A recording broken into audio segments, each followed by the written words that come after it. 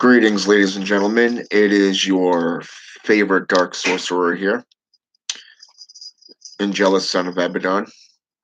And tonight I'd like to discuss the four pillars of sorcery with you. Now, originally, I was contemplating on seeing how people's results from the challenge that I put forth on my last video. But I think I'm going to let that one there go until next Friday. Okay, next week sometime. Just to give you some more time to practice and experiment with it, see what can transpire for you. So tonight I've decided I'd like to discuss the four pillars with you. Okay. Now, what are the four pillars of sorcery or magic that I'm referring to? Magic comes into play when you utilize the imagination, faith, will, and secrecy. Okay? These are the four pillars of sorcery. So why don't we break them down a little bit here so that you get a better, more potent understanding of what each one of these entails. Let's begin with imagination. Imagination is one of the greatest keys, one of the greatest tools that a sorcerer or sorceress has in their arsenal. In any branch of sorcery, give it minor or major, imagination comes into play, even when invoking or evoking spirits, utilizing their personal skills. For an example, you utilize your imagination. When you do spell work, you're utilizing your imagination to envision, to incorporate that auditory and visual imagination aspects to your sorcery. For an example, one of the greatest lessons that was put forth was by Aleister Crowley. He was doing an interview one day and he saw a guy walking and he started to mimic that person. Visual, okay? Visual acuity. And he used his imagination to be able to walk in resemblance to that individual. And through his imagination, he envisioned that individual slipping and falling. So he fell to his knees, raised his arms. A few steps later, that individual fell. Was it the sorcery being displayed, or was that visual and mentalism being employed? What if I said it was both? Imagining something happening and making something happen are two different things. The visual or imagination aspects that are employed in any given sorcery takes place first here, in thought, in your mind. Even on the battlefield, those of you who have been in witch wars, those of you who have had to deal with public scrutiny, would understand the art of war. Sun Tzu, for an example, said a man who has strategized, envisioned the role of the battle being employed and unfolding in front of him, has already achieved victory. Look at Buford from the Civil War. Same exact thing. He and his He and his cavalry, his commanders, rolled up to the battlefield, and they just looked at it like, bam, perfect ground for a battle. It was like they could see what was coming down, what was going to happen. This, ladies and gentlemen, is imagination. When you envision a curse being placed on your opponent, a hex, you're envisioning, imagining all the ills and all the pains, all the suffering that that individual is going to go through, how it unfolds, and how you want things taken away from that individual, how they end up losing everything. This is imagination. You're seeing it unfolding in your own head as you're performing it. This, of course, goes along with the second pillar, the will. In black magic, dark sorcery, the will of the practitioner is quite potent. Magic has driven men mad to the point of creating false idols,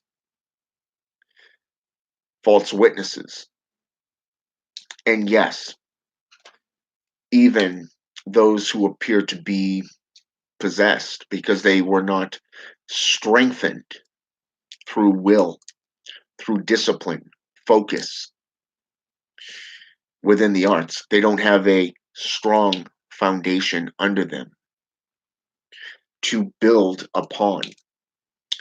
Even in the 21 Satanic Points put forth by Anton Zan de Levay in the Church of Satan, they they put out a formulation that says, "Build not for today, or not do not build upon sand, but build upon rock.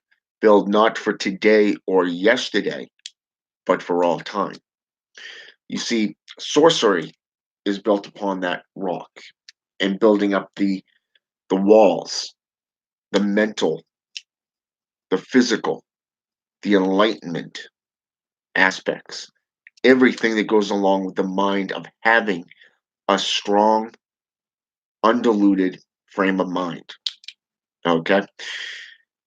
Have you ever been in a fight, an actual physical altercation, where it's going to come down to you or that individual?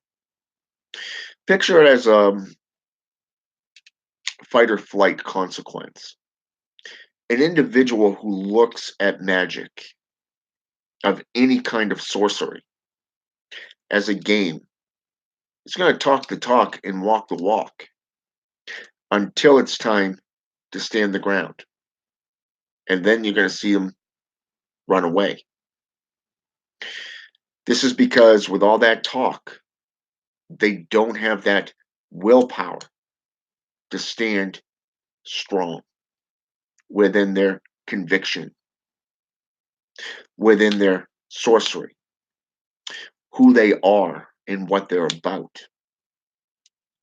I've seen this numerous times throughout my own practices, in my own dealings with cultures and communities. One of the things that I've noticed is when you speak the truth, people tend to deny it.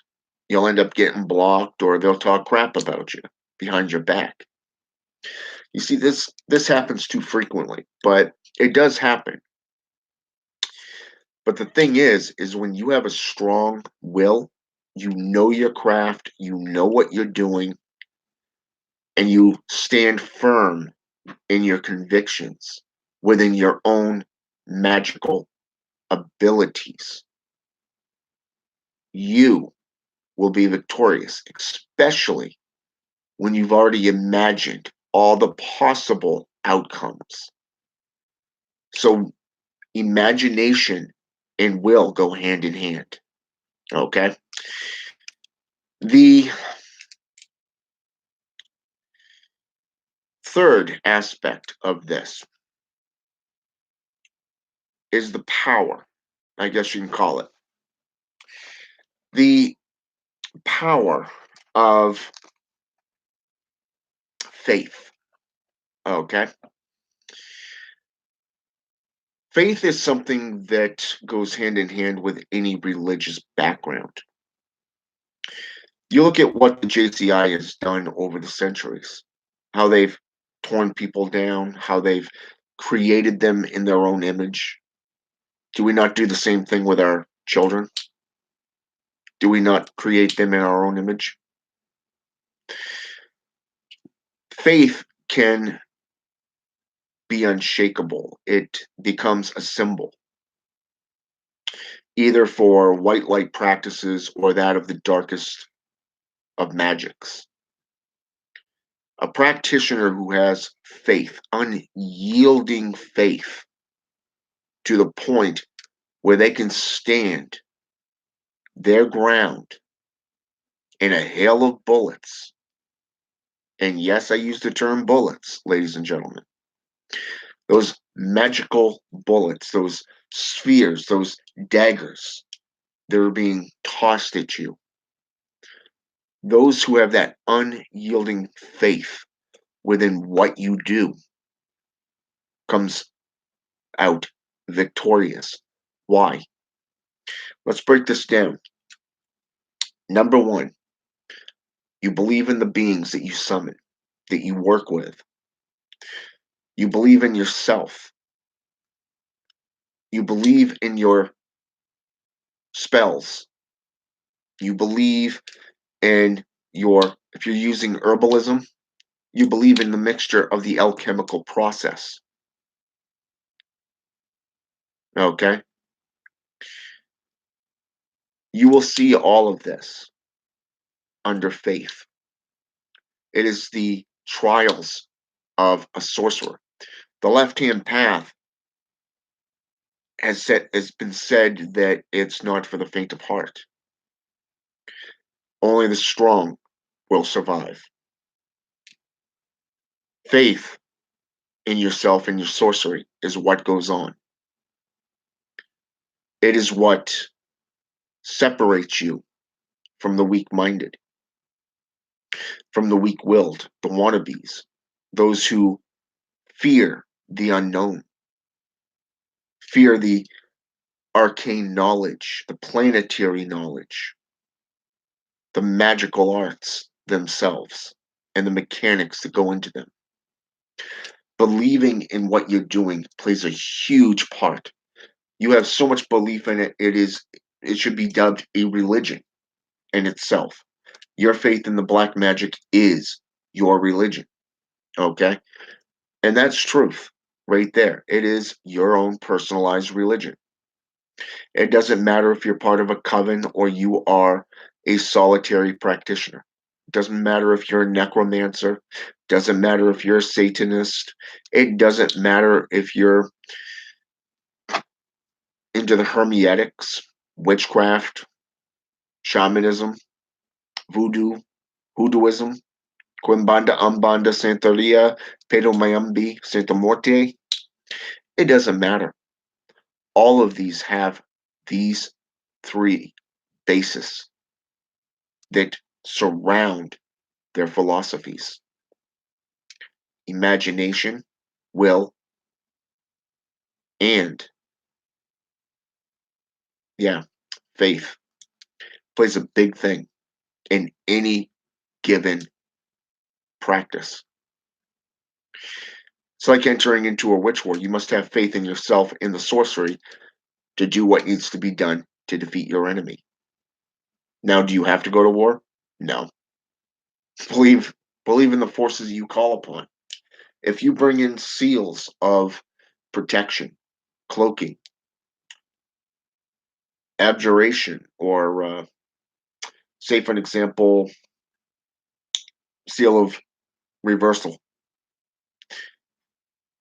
put in a few devil's traps, you know, to kind of fool your enemy.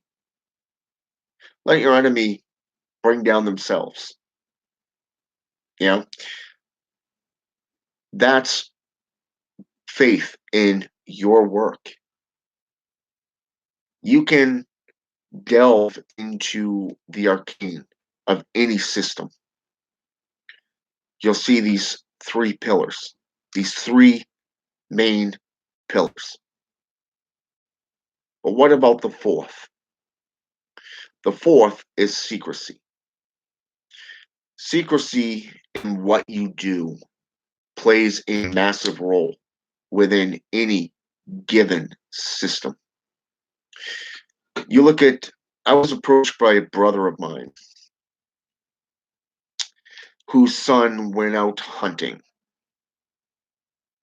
His son went out hunting. He came across this ritual working, this setting that appeared to be like a ritualized outdoor path working. A dagger was left behind. It looked like an altar had been built, but the only thing that the kid took was the sword itself, the dagger. And because they live down in Texas, southern Texas to be precise, the two thoughts of practice I should say that came to mind when I saw the dagger of the chimera, the inscriptions, the engravings of the chimera and stuff like that told me it was either Aztec, Pedro Mayambi, Santa Morte, or dark witchcraft. Okay? Most practitioners down that way practice in secret because Texas is the tail end of what is known as the Bible Belt, or the region of the Bible Belt itself. Now, normally this is the eastern portion of Texas. However, when we look at these older traditions of magic that are not grimoire, there's a lot of things that's been left behind. A lot of these practices are done in secret. Even if you do your solitary practices, you don't want to go around beforehand and announcing what you're doing. Now, I can tell you that I'm working with the seven lords of sin, but I don't go into details about how I'm doing that. What am I doing? How am I doing that? No. I wait until after it has come to pass to bring this up to you, to the world, through my videos. What I experienced, how I felt during it, what transpired, my thoughts, my feelings, things like this. This is what I do after the fact, but not before. If I'm going to curse someone, I'm not going to sit there and go, hey, buddy, I'm going to curse you. Nah. I'll just look at you, smile, act like we're all buddies. And then I'm going to go into my altar room and cast that spell, that destruction ritual. Plain and simple. I'm not going to sit there and tell you I'm going to do it because it'll give you time to reflect it, to protect yourself, to create countermeasures. You see my point when it comes to secrecy. But even going through secrecy, going into these traditions, a lot of times you're not going to be doing things from a grimoire point of view. You're going to be dealing with a hereditary family lineage, like, say, Brujeria, or that of voodoo. A lot of systems are family based, and they don't teach outsiders. Okay? Look at Palo Mayumbi. They deal with houses. Okay? Houses. And each house has a different formulation of sorcery. So you have to find the type of sorcery that fits you. Then you have to be initiated into that particular house and abide by their rulings, their rules, their regulations. Even though you're given the tools in the rank of priesthood, you still have to remain secret. Can't tell anybody about the workings. You can't tell anybody about what's going on and how it transpires.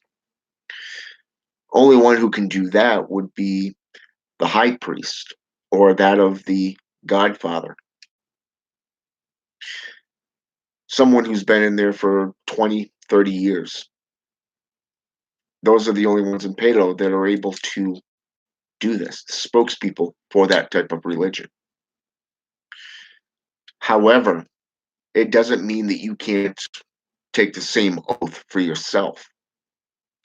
I know a lot of people that prefer to keep their magic out of the spotlight. Keep it out of the limelight because they don't want it corrupted, they don't want it intercepted, and they definitely don't want it interfered with. Some of them even go to the point where they want it to unfold naturally. They will put the work through. I went to this ceremony. It was a solstice, spring solstice. It was if I'm not mistaken, it was actually an equinox, spring equinox, and it was put on by the Temple of the Feminine Divine. This is a Wiccan chapter, just ruled by women. Just it's ruled. The hierarchy is nothing but women. The men don't even get rank. They don't even get a chance to move up. They're low-level dogs. Okay. Unlike the Pagan Pride Association, which is more male and female counterparts. But I was sitting there at this ceremony just for shits and giggles because I was invited to it. They took a wreath, some plants from their personal gardens, and they wrapped it around. There was no uniforms. There was no dressing in robes or getting into wearing all black. It's a lot different from the darker aspects because this is a white light practitioner ceremony. And what it is the rebirth of things to come. Okay, consider it the conception of what you're desiring for the future. So what they do is they envision what they want to create for the future of that year, and they would intermingle that branch, that how should I say this? That think of it as a birch tree. The leaves, the branches and stuff, much like a pine needles, and they'd intermingle those things together, weave them together like something the Fates or the Gray Sisters would do. Okay, and they would intermingle all of that together, and then they would set it on the altar, and then the high priestess would take it home and place it in her main altar for the next year. You never see it again. See, all you could know is that she burned it. She could have just tossed it in the trash. You don't know. Unlike a coven setting or a hereditary family lineage where everything's shared within a family line from generation to generation, they keep their secrets in their own family book that everybody has access to. Okay? Keeping this stuff secret has multiple different accesses. Okay? A lot of different methods that employ underneath the term secrecy. And that's the point. Okay? The mastery of these 4 pillars in the long run will benefit you. But you, in the end, just you and you alone, can be the only one to discern what you disclose and what you do not. Okay? How much information that you put forth from your own practices. That, but you have to consider that what you get out there, what you put out there, you might as well write it off as a business loss. Okay? Same corporeal construct of business thought form. It's lost, it's corrupted, it's gone. Okay? Same thing with your root workings. Once you put them out, they're out of your hands. You cannot call it back. Okay? Same exact thing. But once you disclose something to the public, you might as well just write it off. Plain and simple. Okay? Plain and simple. But you are the only one who can describe what you do to the public. Sometimes it's best to simply say nothing at all. Okay? For an example, recently I had this guy. He found out that I was getting in bed with the Mazajira Cabal system, that I was really heavily leaning in that necromantic pathworking through them. I really like that system. So he said, "This is where we separate." And I said, "That's your choice." And I left it at that. I didn't get, he attacked me publicly. It was fine. I was fine with it. I didn't care. I just remained silent. And I carried on what I do. I teach. I put the knowledge out there. I keep putting things out there. And all of a sudden, he apologized like a man. Okay? Just apologized like a man. He even admitted that he had been led to believe something that was not true. Now, by this time, I had already blocked the guy. Okay? So some friends of mine were actually keeping me in the loop of what he was doing and what he was saying. So they ended up sending me some photos of his posts and stuff. And in one of them, he apologized, like I said, like a man. And then, not 2 seconds later, turned around and badmouthed me to the public again, calling me a serpent in the weeds. Okay? You see, this is why you remain silent about your own workings. Okay? Now, because I chose to sit back, it didn't involve me. His issue was with the cabal. Okay? So why would I want to get involved in that dispute? You see my point? So I sat back, I continued to study, I continued my practices and all this. And he ended up showing the world exactly what he was about. In sorcery, you're going to come up against these people. Every time somebody sends you a friend request or a subscription, okay, it's not about popularity. And it's definitely not about how many numbers of subscriptions you get. It's about the journey. It's about the knowledge that you gain from your own independent structures. Okay? Intertwine, interweave, it's the same thing. Seeking serpent. It's where you weave something in, kind of like knitting or crocheting. Okay? Something like, let's say for example, you're crocheting a blanket or a hat, maybe some mittens. Same exact thing. That's what I'm talking about. But here we also see why the Witch's Creed is in place. Okay, you remember I said the Witch's Creed in a video past. Okay, this is what I'm talking about. You have to use your own intuition on who you let in on your friends list.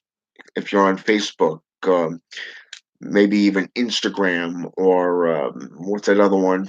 Oh, right, Twitter. The one thing I could never figure out, Twitter. How do you tweet? Could never figure that damn thing out. But anyways, the Witcher's Creed and these four pillars will help you in the long run. Okay? So really take stock in that. My next video here is going to be about the laws and the rules. And I'm going to break those down for you as well. Okay? So I hope this has been intellectual. I hope it's been enlightening.